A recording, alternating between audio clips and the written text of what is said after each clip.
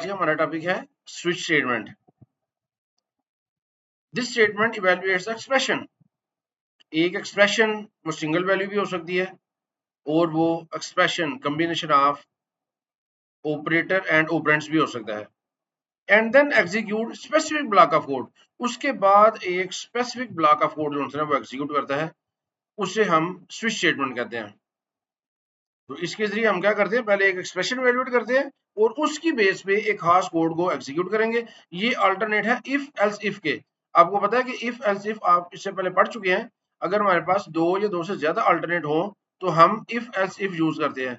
तो अगर दो या दो से ज्यादा अल्टरनेट है तो हम स्विच स्टेटमेंट भी यूज कर सकते हैं। इसमें हम जितने मर्जी जो केसेस है ना वो डिफाइन कर सकते हैं स्विच स्टेटमेंट में। स्विच स्टेटमेंट के जरिए आप चेक कर सकते हैं जो एक्सप्रेशन है ना वो इंटीजर या करैक्टर को चेक कर सकते हैं, फ्लोट को नहीं चेक कर सकते।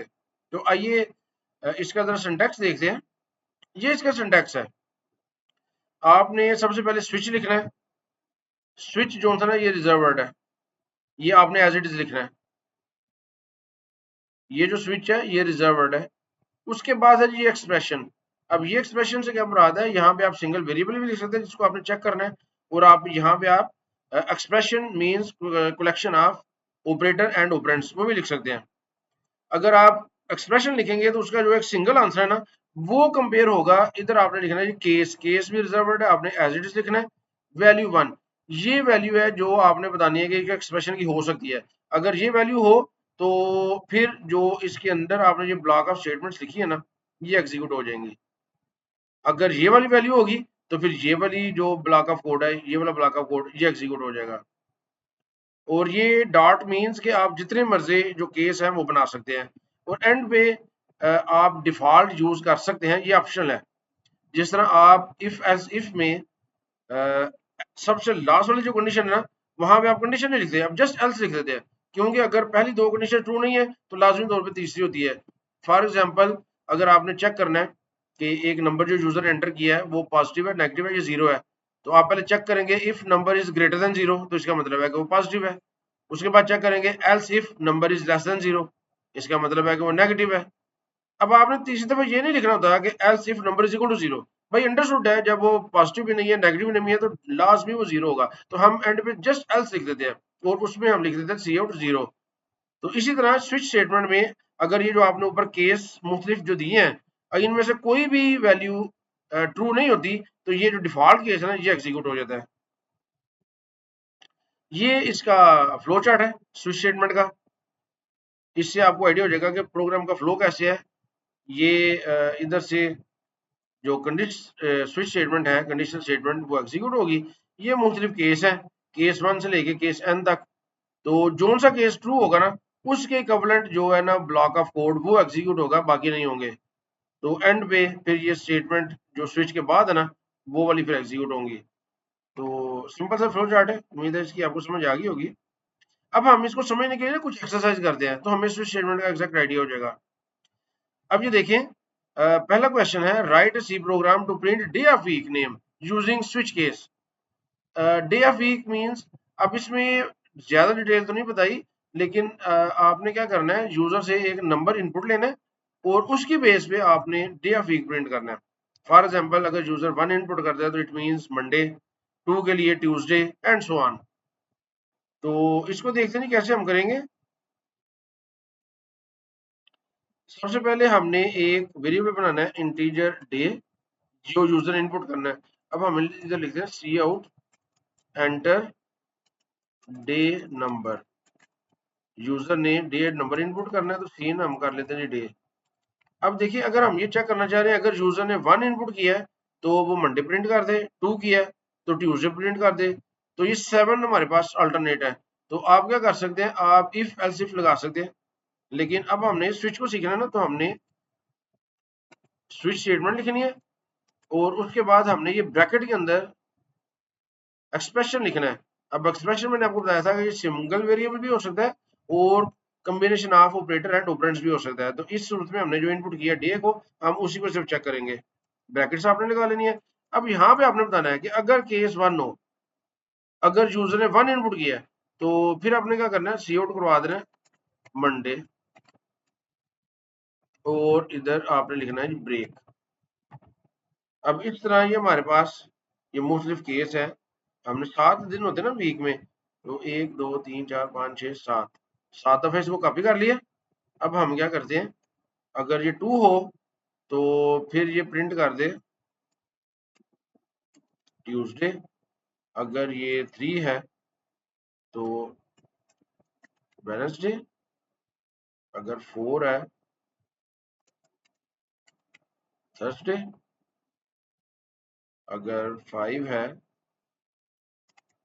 फ्राइडे, सैटरडे, 6 7 और संडे। तो अब इसको मैं एग्जीक्यूट करता हूँ। अगर मैं 3 लिखता हूँ तो ये देखिए वेडनेसडे आ गया। इसको दोबारा एग्जीक्यूट करें। अगर मैं 10 लिख देता हूँ, अब वो हमने दिए क्वेश्चन, देखो कुछ भी प्रिंट नहीं हुआ, क्योंकि हमने तो बताया नहीं कि 10 की सूरत में क्या कर रहे हैं। हमने तो 1 से लेकर 7 तक बताया है। अब हम ये चाह रहे हैं कि 7 के अलावा यूजर कुछ भी एंटर करे तो प्रिंट हो जाए रॉन्ग इनपुट। तो इधर हम लिख देंगे डिफॉल्ट। अब इधर हम लिख देते हैं cout wrong input, please enter a number between 1 and 7। ये एक मीनिंगफुल मैसेज हमने शो कर दिया। अब इसको एग्जीक्यूट करते हैं। अब यूजर अगर इधर एंटर कर देते हैं फॉर एग्जाम्पल 20, तो ये देखिए wrong input, please enter number between 1 and 7। अब ये ब्रेक स्टेटमेंट हम क्यों लगाते हैं, बेसिकली जोन सा केस ट्रू होता है। फॉर एग्जाम्पल जब हमने 3 एंटर किया था तो ये पहला केस फॉल्स है, दूसरा केस फॉल्स है, ये ट्रू है। तो ये ट्रू है तो इसके अंदर जो स्टेटमेंट है वो एग्जीक्यूट हो जाएंगे, सी आउट वेडनेसडे। अगर हम ये ब्रेक नहीं लगाएंगे तो फिर क्या होगा, इस केस के बाद ये जितनी स्टेटमेंट है ना वो सारी एग्जीक्यूट हो जाएंगी। अभी मैं क्या करता हूँ, इस ब्रेक को कमेंट कर देता हूँ। ये देखिए मैंने कमेंट कर दिया। इसको मैं हर एक से पहले ये लिख लेता हूँ। अब देखिए मैंने सारे ब्रेक जोन्स ना वो कमेंट कर दिए। अब मैं एग्जीक्यूट करता हूँ और मैं इधर लगा लिखता हूँ 4। तो अब ये देखिए ये क्या हो गया, थर्सडे, फ्राइडे, सैटरडे, संडे और रॉन्ग इनपुट, ये सारा कुछ देखिए प्रिंट हो गया। कहाँ से शुरू हो रहा है, थर्सडे से। तो देखिए आपने 4 एंटर किया था ना, तो ये थर्सडे, पहले 3 केस फॉल्स थे, तो ये फोर्थ वाला उसको ट्रू मिला है। तो कंप्यूटर ने थर्सडे प्रिंट किया और उसके बाद जितनी आप स्टेटमेंट लिखी हुई सारी प्रिंट हो गई है, थर्सडे, फ्राइडे, सैटरडे, संडे और रॉन्ग इनपुट। वो इसलिए कि हमने ब्रेक को कमेंट कर दिया। तो ये आपने ज़हन में रखना है कि जब भी आपने स्विच केस यूज करनी है तो आपने हर केस के बाद ब्रेक यूज करना है, वरना बाकी के सारे केस जो होते हैं वो एग्जीक्यूट हो जाते हैं। तो इस तरह ये क्वेश्चन हमने करना था डे वाला। जी एक्सरसाइज 2 है, write a C program to check whether an alphabet is vowel और कॉन्सोनेंट यूजिंग स्विच केस। तो आपको पता है कि जी जो वावल्स हैं वो ए ई आई ओ यू, ये जो है ना ये वावल होते हैं। तो इनको हमने चेक करना है स्विच केस के जरिए। तो हम क्या करेंगे, हम सबसे पहले इसको हम इधर से रिमूव करते हैं। हम एक वेरिएबल बनाते हैं। अब चूंकि हमने एक करैक्टर इनपुट करना है तो उसके लिए करैक्टर वेरिएबल हम बनाएंगे, सी एच बना लें और इधर आप लिखें सी आउट एंटर एनी अल्फाबेट, ये आपने लिख दिया। उसके बाद आपने सी इन कर लिया सी एच को। अब हमने इधर स्विच स्टेटमेंट यूज कर लेनी है, स्विच। अब इसके अंदर हमने किसको चेक करना है, सी एच को, इस वेरिएबल को चेक करना है। अब वावल्स क्या होते हैं, इधर मैं लिख लेता हूँ केस ए।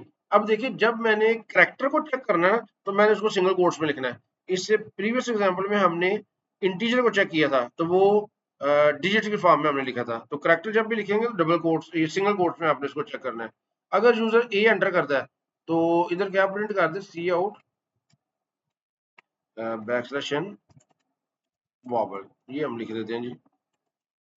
इसी तरह अगर ए ई आई ओ यू, तो हम क्या लिखेंगे जी, इधर ई के लिए भी लिख देते हैं, आई के लिए भी, ओ के लिए भी और यू के लिए भी।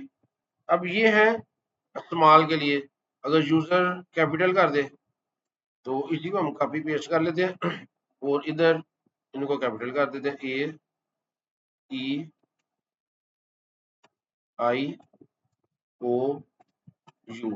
ये कैपिटल हो गए।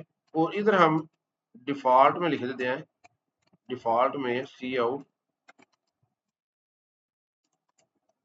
कॉन्सोनेंट, इस तरह हम करेंगे। अब इसको एग्जीक्यूट करते हैं। ये देखिए मैं लिखता हूँ इधर डी, तो ये आ गया कॉन्सोनेंट।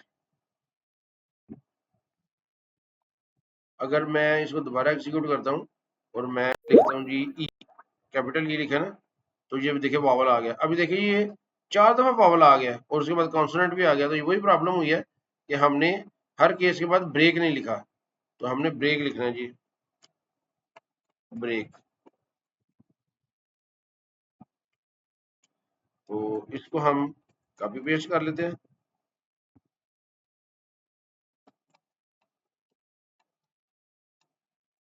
तो हर एक के बाद हमने ब्रेक लिख दिया। ये लास्ट के बाद लिखने की जरूरत कोई नहीं, क्योंकि इसके बाद तो स्विच स्टेटमेंट वैसे ही खत्म हो जानी है। अब हम इसको एग्जीक्यूट करते हैं दोबारा। तो अगर मैं यू एंटर करता हूँ तो ये देखिए सिर्फ एक दफा आया वावल।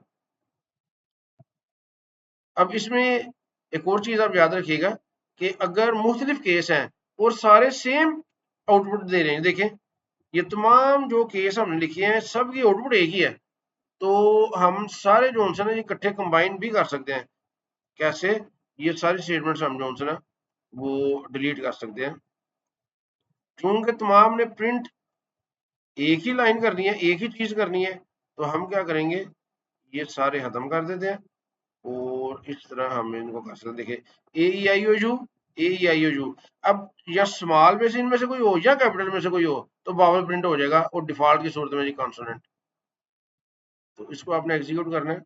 तो इधर मैं अगर लिखता हूँ ए, तो देखिए बावल आ गया।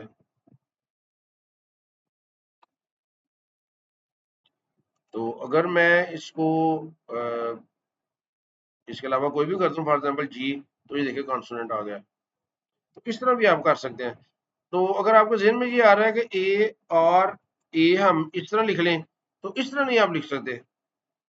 इसमें ऑल्दो के रनिंग एरर तो नहीं आएगी, लेकिन ये जो आ रहा है ना ये उस तरह बिहेव नहीं करेगा जिस तरह हम सोच रहे हैं। आप ये or operator, logical operator use कर सकते हैं इफ स्टेटमेंट के साथ, केस के साथ नहीं कर सकते, तो इसकी रॉन्ग आउटपुट आएगी।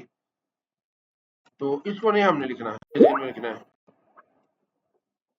तो ये था जी हमारा क्वेश्चन वॉवल्स के लिए।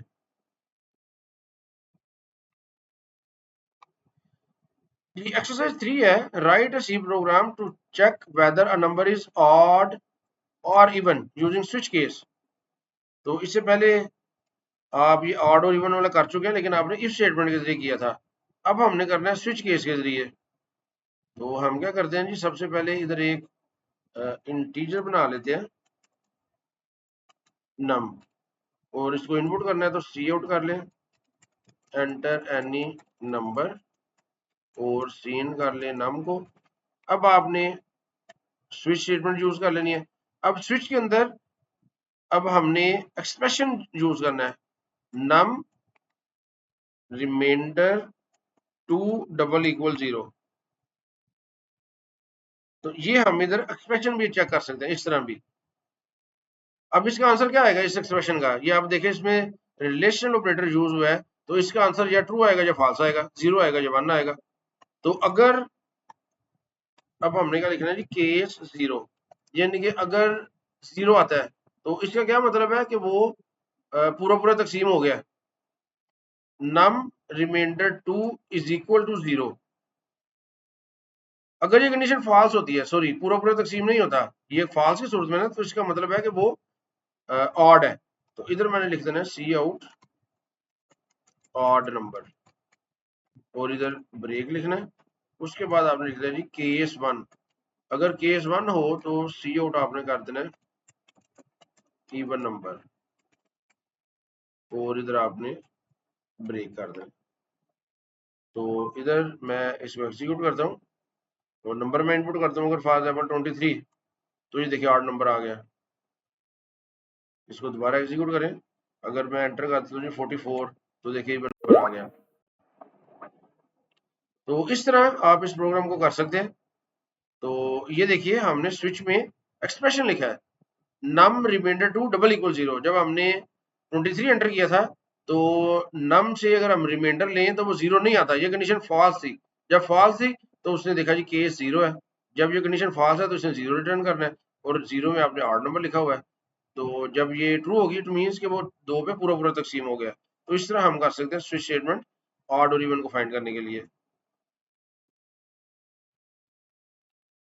जी एक्सरसाइज 4 है, write C program to find maximum between two numbers using switch case.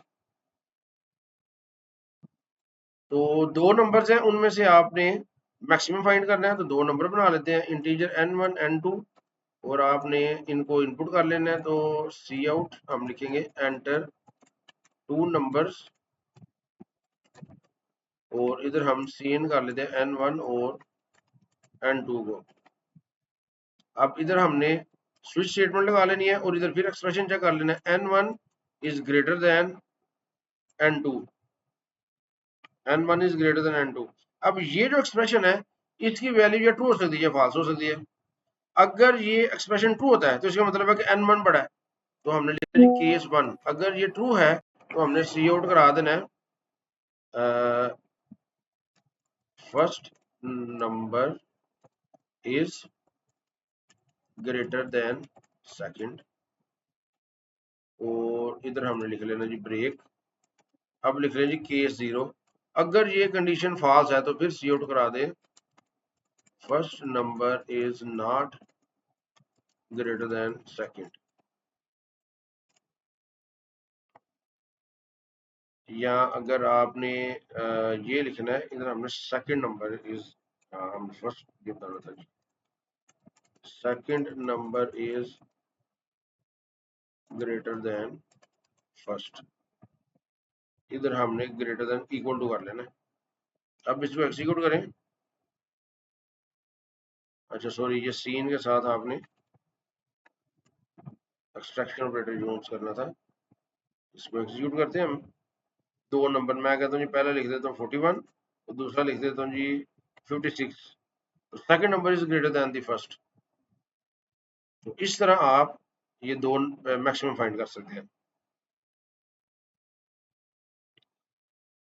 Next question है, write C program to check whether number is positive negative और जीरो यूजिंग स्विच केस। अब देखिए यहाँ पे एक नंबर आपने इनपुट करना है और बताना है कि पॉजिटिव नेगेटिव या जीरो है। ये हम इफ के साथ तो कर चुके हैं, अब हम देखते हैं कि इसके साथ कैसे करना है, स्विच के साथ। सबसे पहले तो हम एक नम वेरिएबल बना लेते हैं और सी आउट कर लेते हैं एंटर एनी नंबर, और सीन कर लेना हमको। अब हमने स्विच के लिए चेक करना है ना, तो स्विच लिखा। अब हमने क्या चेक करना है कि ये जीरो पॉजिटिव नेगेटिव है या जीरो है। तो इधर चेक कर लेंगे num is greater than zero. अब इस कंडीशन के दो ही पॉसिबल आंसर है, या ये कंडीशन ट्रू है या फॉल्स है। अगर तो नम जो है वो जीरो से बड़ा है, यानी कि केस 1 है, ट्रू हो जाता है। इस कंडीशन का जो आंसर है वो ट्रू आ जाता है। देखिए ये क्या हमने लिखा है, रिलेशनल ऑपरेटर, यानी कि ये कंडीशन लिखी है। आपको याद है ना, इफ कंडीशन के साथ, इफ के साथ भी हम कंडीशन लिखते थे। तो कंडीशन का आंसर या जीरो आता है या 1 आता है, ट्रू आता है या फॉल्स आता है। तो अगर नम की वैल्यू जीरो से बड़ी है मीन्स ये कंडीशन ट्रू होती है, तो इसका मतलब है कि वो नंबर पॉजिटिव है। तो हमने केस 1 में सी आउट कर दिया पॉजिटिव और ब्रेक यूज कर लिया। अच्छा, अब अगर ये कंडीशन फॉल्स होती है तो क्या वो नेगेटिव होगा? नहीं, क्योंकि वो जीरो भी तो हो सकता है ना। यहाँ पे फिर दो अल्टरनेट आ गए। अब स्विच स्टेटमेंट में जब फॉल्स की सूरत में एक और आगे कंडीशन हो, तो फिर आपको इधर दोबारा स्विच स्टेटमेंट लगानी पड़ेगी, एक और स्विच स्टेटमेंट लगानी पड़ेगी। इसे कहते हैं नेस्टेड स्विच। और इधर हम चेक करेंगे switch num is less than zero, क्या नम जीरो से छोटा है? तो इसके दो ही पॉसिबल केस हैं, या केस जीरो या 1 है। तो केस 1 से क्या मुराद है कि हाँ नम जो है जीरो से छोटा है, तो हमने सी आउट क्या करवा देना है नेगेटिव। इधर भी हमने ब्रेक यूज करना है, और हमने साथ केस जीरो, यानी कि अगर ये केस जो है ये फॉल्स है। अब इधर हम कब जाएंगे इस स्विच स्टेटमेंट में, अगर नम की वैल्यू 0 से बड़ी है, सॉरी बड़ी नहीं है, इधर हमने लिखना है जी केस 0। केस 0 की सूरत में हमने जो है ना दोबारा ये स्विच स्टेटमेंट लगानी है। ये जो स्विच है ये इधर लगेगी। तो इंडेंट्स आपने प्रॉपर देने हैं। तो सबसे पहले दोबारा देखें जी, जो नंबर यूजर एंटर करता है अगर वो नंबर 0 से बड़ा है तो हमें कंफर्म है कि वो पॉजिटिव है, तो हमने केस 1 की सूरत में सी आउट कर दिया पॉजिटिव। अगर केस 0 है यानी कि ये कंडीशन फॉल्स है। अब हमें ये कंफर्म नहीं है कि नम 0 से छोटा है या 0 है, दो पॉसिबिलिटी है ना, तो हमें दोबारा इधर स्विच स्टेटमेंट लगानी पड़ेगी। अब हमने चेक करना है क्या नम 0 से छोटा है।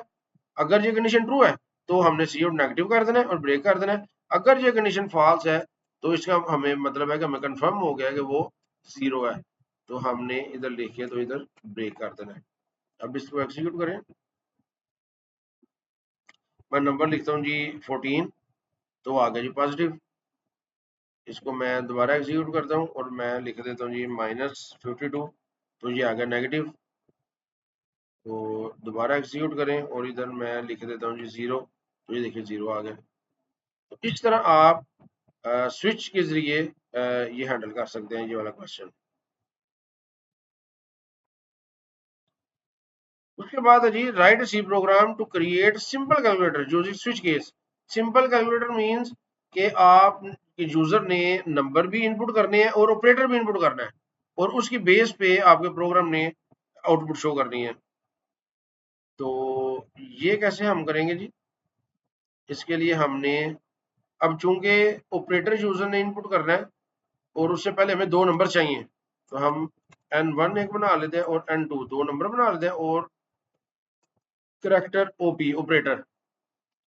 तो अब हमने क्या करना है, सी आउट एंटर टू नंबर्स, दो नंबर इनपुट लेने हैं, सीन कर ले n1 और n2 को।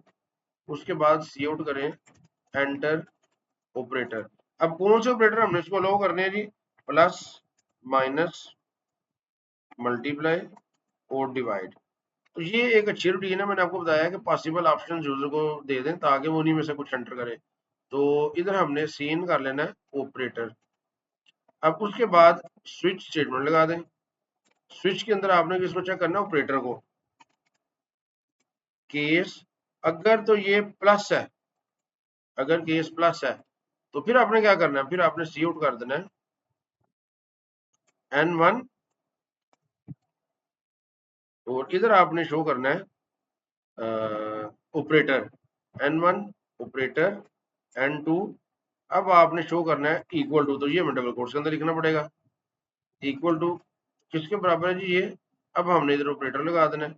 अगर ये अब ये प्लस था ना तो हमने n1 प्लस n2 कर देना है और इसके बाद आपने इधर ब्रेक यूज कर लेनी है।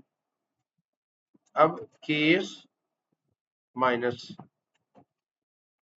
अगर यूजर माइनस इनपुट करता है तो हमने फिर सी आउट क्या करना है n1, तो उसी तरह करना है n1 ऑपरेटर भी हमने शो करना है, n2 भी शो करना है। उसके बाद ये इक्वल टू शो करना है और n1 माइनस n2 ये लिख देना है। अब इसी को हम कॉपी कर लेते हैं। अगर यूजर एंटर करता है मल्टीप्लाई तो n1 ऑपरेटर ये और इधर हमने माइनस की जगह कर देना है मल्टीप्लाई और लास्ट ऑपरेटर ये हमारा डिवाइड। तो डिवाइड में आपने इधर जो सा ना वो कर देना है डिवाइड। अब इसको एग्जीक्यूट करते हैं। एंटर टू नंबर्स, मैं कहता हूँ जी 24 और 12। अब वो कह रहा है जी एंटर ऑपरेटर, इनमें से कोई एक ऑपरेटर ऐड करे। पहले मैं प्लस करता हूँ, एंटर किया तो देखिए 24 प्लस 12 36 आ गया। इसको दोबारा एग्जीक्यूट करता हूँ मैं। अब मैं लिखता हूँ जी 14 और 2 और अब मैं लिख देता हूँ डिवाइड स्लैश, तो देखिए 14 divided by 2 is equal to 7। तो इस तरह आप ये सिंपल सा कैलकुलेटर जो है ना वो बना सकते हैं जी। उसके बाद है कुछ एडवांटेज और डिसएडवांटेज स्विच स्टेटमेंट के, ये भी आपको पता होना चाहिए। स्विच स्टेटमेंट जो है ना वो इजी टू रीड होती है इफ एल्स की निस्बत। इसको डिबग करना भी आसान होता है जब हमारे पास, स्पेशली जब लार्ज कंडीशंस हो, ज्यादा कंडीशंस हैं तो इफ एल्स इफ या नेस्टेड इफ कॉम्प्लेक्स हो जाती है, समझना चेंज करना मुश्किल हो जाता है, जबकि स्विच इस सिचुएशन में बड़ा अच्छा परफॉर्म करती है। तो स्विच स्टेटमेंट की जो है ना वो एग्जीक्यूशन पावर भी फास्ट है, ये इफ से ज्यादा जल्दी एग्जीक्यूट होती है, क्योंकि इसकी जो इंटरनल स्ट्रक्चर है ना वो इस तरह का है। अब इसके डिसएडवांटेज क्या है, स्विच जो है ना वो सिर्फ इंटीजर और कैरेक्टर को हम इवेल्युएट वो एक्सप्रेशन के अंदर यूज कर सकते हैं, हम फ्लोट को नहीं चेक कर सकते। फ्लोट अगर वैल्यू आ गई है उसको आपने चेक करके तो कुछ आउटपुट करनी है, फिर आपको इफ स्टेटमेंट ही यूज करनी पड़ेगी। और इसके अलावा जी हमें ब्रेक जो है ना वो हर सूरत याद वो चूज करना पड़ेगा। अगर हम भूल जाएंगे या नहीं लिखेंगे तो आपको पता वहां पे एरर आ जाएगी, जो हमारे साथ एक दो दफा हुआ है। तो ये था जी आज का लेक्चर स्विच स्टेटमेंट के बारे में। उम्मीद है आपको स्विच स्टेटमेंट की बड़ी अच्छी समझ आ गई होगी। शुक्रिया।